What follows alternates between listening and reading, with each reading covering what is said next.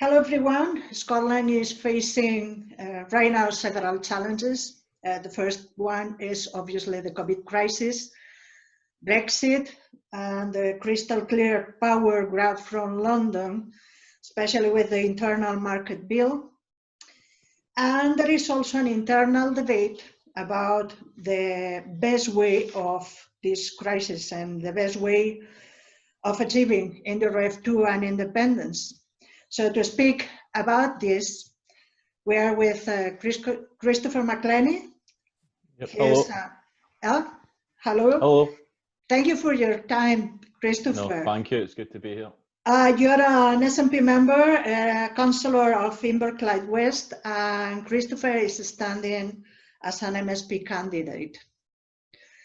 And Chris, the Scottish government has announced a couple of times its intention to call IndyRef2, and in fact the Scottish Parliament approved the referendums bill, and the SNP and the Scottish government have a lot of mandates, but no action has been taken. Why? Yeah, so I suppose we're in the situation in Scotland that we have a government, the part of government being the SNP is a popular government. It's consistently ahead in the polls. It has been now for over a decade. And what we've seen over the last wee while is that we're now consistently seeing that a majority of people in Scotland are in favour of independence. We did indeed have a referendum on independence in 2014, and at that point the majority of the people in Scotland decided that now wasn't the time for them to vote for Scotland to be an independent country. But I think that certainly over the last over the last half a year, particularly through the COVID crisis, what many people in Scotland have started to see is that it makes sense for decisions that are life and death decisions to be made as close to where they impact upon. And as we contrast the Scottish government and the UK government, I think that most people, not just in the UK, but across the world, agree that there has been quite a disastrous approach by the UK government and Boris Johnson and how they've, in the first initial months, basically downplayed and ignored the real threat presented by COVID, and some of the decisions since then, quite frankly, that have really not been in the best interests of people in Scotland and indeed across the UK. And as you said in the introduction, we add that on to the democratic deficits, such as the majority of people in Scotland voted to stay in the European Union, but we were dragged out of the European Union because that's what people in the rest of the UK, mainly England, voted for. And of course, over the years, there are many policy decisions that are imposed on people in Scotland. And I think that all of that has now crystallised to a position that I think most people are quite clear that there are two alternative routes now in front of us in Scotland. We can stay part of the UK, which means that fundamental decisions on how do we manage the financial impacts of COVID, how do we handle that debt, the biggest debt since perhaps the Second World War. Does Boris Johnson, the UK government, get to make those decisions? Do they decide whether it's higher taxes or whether it's cuts to the NHS and cuts to services? All the time, of course, when we're spending over £200,000 million on weapons of mass destruction. Or do people in Scotland get to make those choices? So does our Scottish government decide on the priorities and how we don't just recover from the coronavirus, but we also tackle some of the intergenerational issues such as poverty, deprivation that we see because the entire finances of the UK are sucked to the southeast in London, and indeed regions across England and across Scotland suffers from that. Whereas if we were independent, we could make our own choices countries like Ireland and New Zealand and other smaller, similar sized countries to Scotland have made. So that's the background. But how do we then allow people in Scotland to make that choice? So the Scottish government have won successive elections with crystal clear manifesto commitments that people vote SNP and they elect a government in 2016 and have the people of Scotland are dragged out of the European Union against their will, then that's an absolute mandate to hold a referendum. So we had that mandate, and the UK government simply ignored that democratic mandate. The SNP won local elections across Scotland in 2017. They won the general election in 2017. They won the European election, despite the fact that we were about to leave the EU in 2019. And then at the end of last year, 2019, the SNP won an absolute landslide victory at the UK general election. And really, two clear points of people. I mean, we had many issues that you would go to the polls to vote for, but the two key issues was people voted SNP to stay in the EU. But what is absolutely apparent is, well, we can only determine our own future with Europe as an independent country, whether that's... Chris, just a wee question. Do you think the Stop Brexit strategy of the SNP was correct?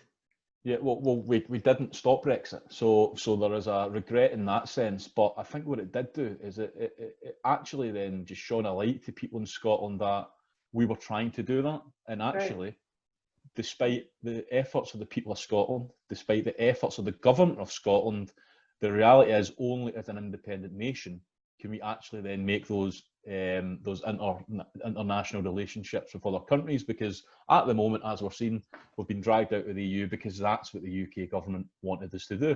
And then going back to that UK election, we were clear. A vote for the SNP was a vote for Scotland determining its own future. And that's where Plan B really started to come to the fore, because myself and Angus Brendan McNeill, the co-architect, for want of a better phrase, of Plan B, we started to be concerned in 2018 and into 2019. Theresa May, the former Prime Minister, simply ignored Nicola Sturgeon's request for the Section 30. That's the facilitating mechanism, for want of a better, in lay terms, for how you facilitate the referendum. She simply ignored that request.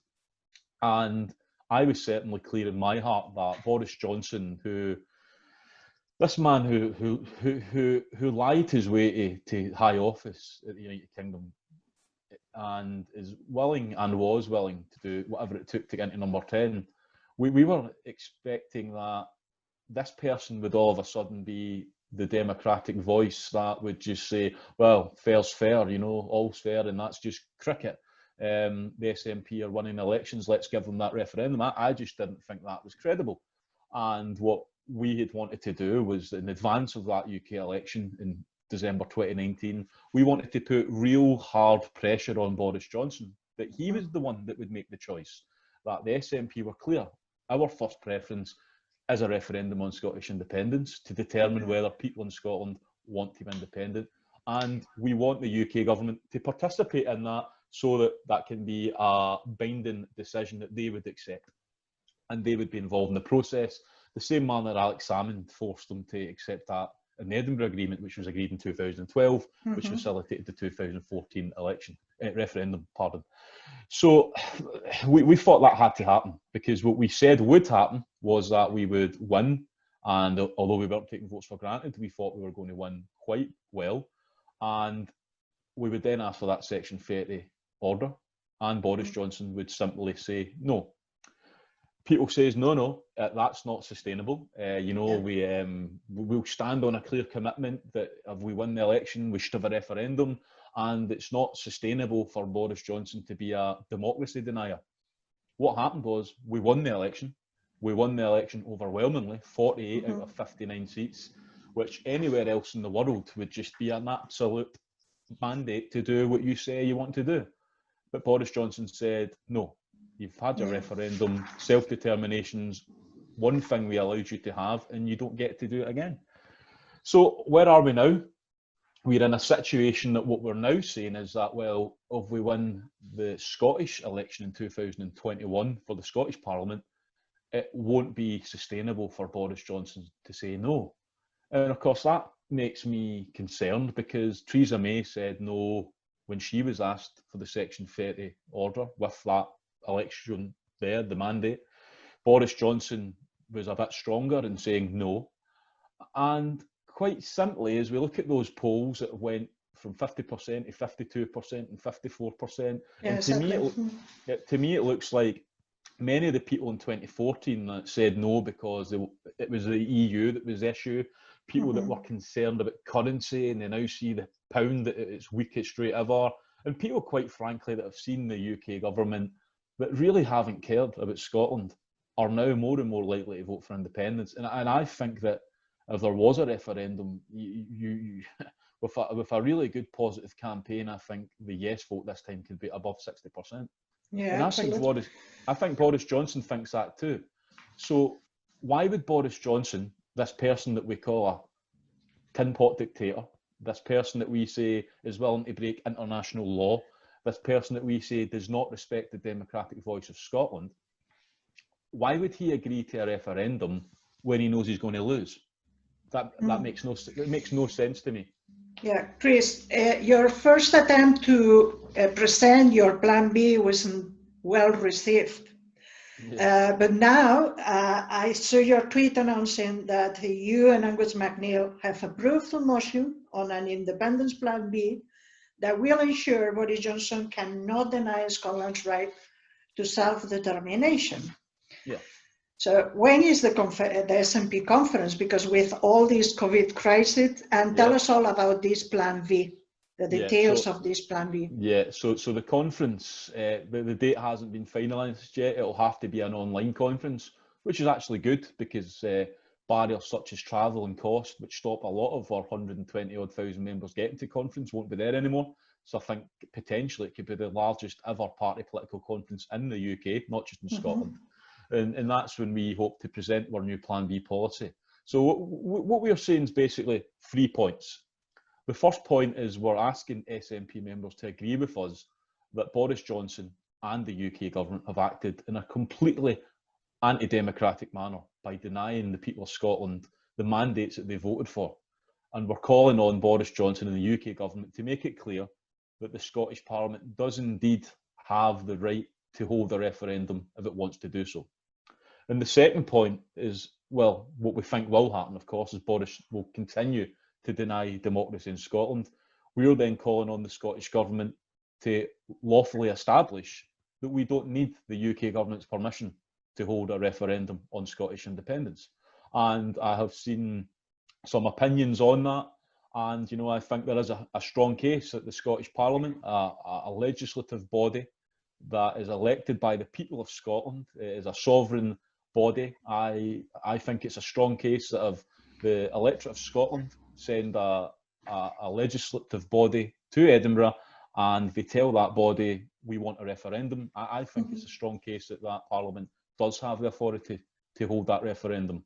But the third point we're saying is if Boris Johnson then manages to block that by taking us to the Supreme Court, and you know, you may not be aware, and people watching may not be aware, that the UK government at the moment are trying to actually take on the UK Supreme Court because they're still very annoyed at the Joanna Cherry case that she won over the prorogation of Parliament.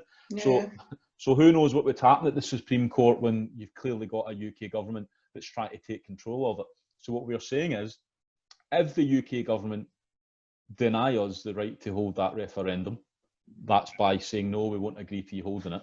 And then if they manage to somehow block us holding one ourselves, people in Scotland, that 50, 54, 60% plus that want Scotland to be an independent country, they absolutely deserve the right to express that viewpoint, and I demand that they have it.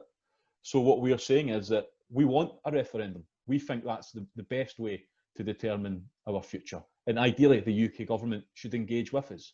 And if they don't, we will try to hold that referendum ourselves. But ultimately, we need to ensure, as you say, that the democratic voice of Scotland is heard. And if Boris Johnson blocks us holding a referendum, then the election in May 2021 will make that a de facto referendum. That every single pro-independence vote is a vote for Scottish independence. And if a majority is elected to the Scottish Parliament that's a pro-independence majority, well, seen as Boris Johnson refused to allow us to have a referendum, that's then our mandate to enter straight into independence negotiations. And I think that might put a bit of fear into the powers that be at Whitehall, and perhaps that'll cause a softening of position on a referendum. But the reality is, if we fight the election, the same way we fought every single election since 2016, saying Mm-hmm. vote SNP for a referendum on Scottish independence. I would not be surprised if Boris Johnson turns round, just like Theresa May did when she says now is not the time, and like he did himself at the start of this year, and he'll simply say, no, you can't have one.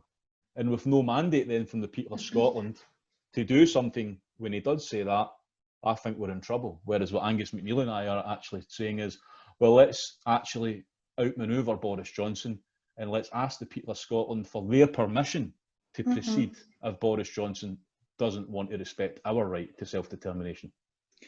Chris, about that, I saw the exchange between Angus MacNeil and Boris Johnson the other day. Yeah, that's right. Basically, the Prime Minister would say no to any option, the Section 30 order, an agreed referendum, or a Plan B, because he doesn't even respect international law.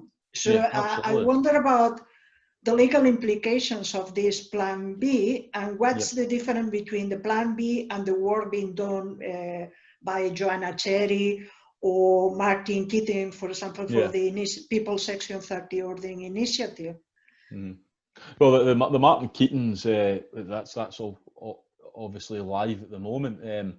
It's action, I think, that if I was behind the campaign, what I would be saying is, if you don't let us have the referendum like we did in 2014, we're having a referendum, and it's up to the UK government to take us to court to tell us why it's unlawful for us to do what the people of Scotland have asked us to do. That's how I would have proceeded on that. So, I mean, I think that that's an entirely legitimate approach, is that we say we're holding our own referendum. I think it is lawful. It's for Boris Johnson to take us to court. And, you know, is that the look that, you know, we hear unionist politicians tell us to don't leave the UK, lead the UK. But we would have a situation that a UK government is taking the people of, not just a government, the people of Scotland to court to tell the people of Scotland that you can't have a choice on your own future. You know, what I think that does, that 52, that 54, that 60%, I think that starts to bring together a movement, and a movement that actually says what these people are proposing is absolutely a legitimate way forward, because they asked Boris Johnson to agree to a referendum and he said no. They said, we'll go and have our own referendum, but Boris Johnson took them to court to block it because he was scared he would lose it. So the majority of the people in Scotland say, we want to be an independent country. Do we simply just accept that we can't be independent because Boris Johnson has told us so? I think then we are in a position that we have built up that coalition of legitimacy, that countries across the world who are, let's be honest, no friend to the UK government at the moment, and I don't think they're going to be a friend when it comes to matters of law, when the UK government have admitted that they're willing to break international law, and by doing so, perhaps put the Good Friday Agreement itself at risk. Yeah, absolutely. I don't think these are people that foreign governments are going to be lining up to support, when quite clearly foreign governments will be looking in on Scotland. They will be, and they'll be looking at the popular support of the people of Scotland saying we want to be an independent country. And, you know, Scotland is a very asset-rich country, and it's a good news story that the European Union or EFTA or any of these trading organisations would love to have us back in. So I think that those that say it's not legitimate, well, who determines legitimacy? Ultimately, it's the people. And if the people of Scotland say, you know, we deserve to have a choice in our own future, and it's up to you, Scottish Government, to make sure we get that choice, and whatever that choice is, we'll support you, then I think that's absolutely the way to progress the case for independence. Whereas at the moment, I think we'll be stuck in the mud like we have been since 16, 17, 18, 19, and this year. Of course, coronavirus has changed everything. But we can go into next year's election. We can just simply say again that I vote for the SNPs, I vote for a choice in Scottish independence. What does Boris Johnson have to lose by just turning around and saying, no, you're not having one? Because he knows he's going to lose it. So why would he agree to something he knows he's going to lose? I just don't think that's credible. So the key question here is international support from the EU recognizing an independent Scotland, even the UN in the future. I think the case for Scottish independence has to continue to be built here in Scotland first. You know, we don't just need, well, we're sitting good in the polls at the moment, but of course we need to make sure we evidence that. And I think that election, if it gets to that point, is a democratic way to evidence that. But I think that once we've built that broad coalition of people in Scotland, 50, 55, 60% of people, the people of Scotland themselves, the UK government will know the game's a bogey.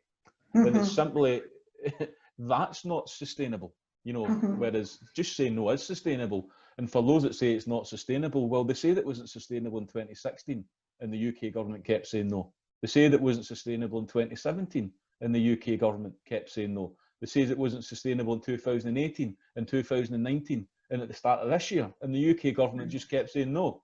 So the UK government know that they've got a strategy. We just keep telling people in Scotland, no, you're not allowed a choice in your own future. And what are the Scots going to do about it? Well, what I think we will do about it is I think we will overwhelmingly come together in the election in May of 2021, and people across Scotland and the UK and Europe and indeed the world will be under no doubt that the voice of Scotland is a voice that says now is the time for Scotland to be an independent country. And I don't think that at that point the UK government will be able to stand in our way.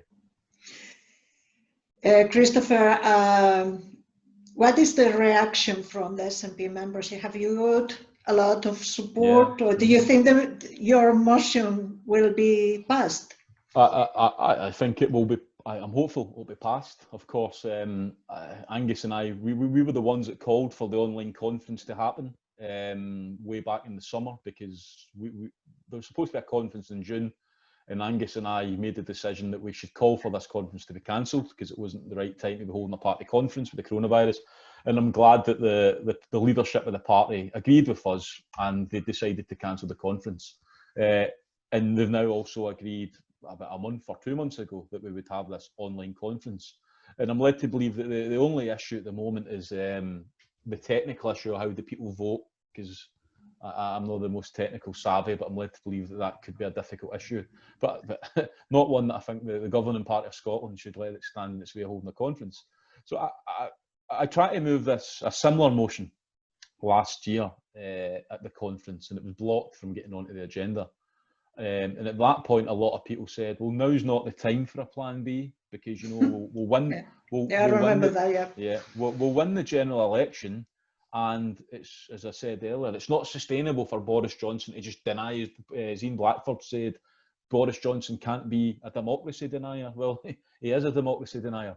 So people that in December 2019 said, no, let's just wait because there is a plan B, they've realised actually there wasn't a plan B, that Boris Johnson didn't fold over, and now they agree with me and Angus MacNeil, many other MPs, many other members of the Holyrood group that privately tell us that they're supportive of it. They agree that we need a plan B. And I think that were it to go to a vote, I think the SNP members will absolutely be open to the arguments this time round, whereas we didn't really get to make the arguments.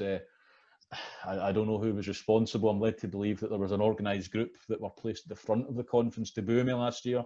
I think that was a silly tactic, because ultimately anyone that didn't know what Plan B was at that point certainly knows what it is now. And I think that it's a plan that can be and will be effective.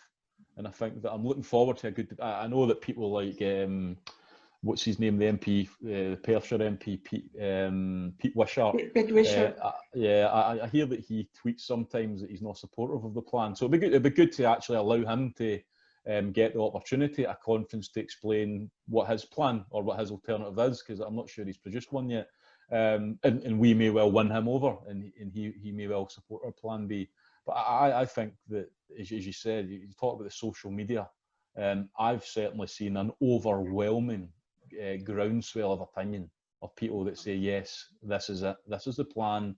People that are asking how do they sign up for conference to vote for it, people that are rejoining the SNP to vote for it. I think this plan will win. I think it will win big. I think it will bring and unite the SNP together, and then ultimately we can unite the country towards progress. I've been noticing a lot of impatience between the Yes movement and a lot of criticism. for the lack of strategy, etc. Never been before. It's getting worse since the 31st of January, when everyone was expecting a big announcement from the First Minister Nicola Sturgeon, and people were very, very disappointed.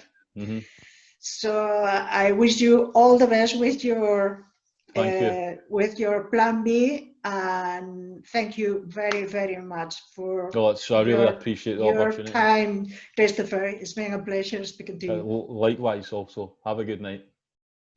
Thank you. Goodbye.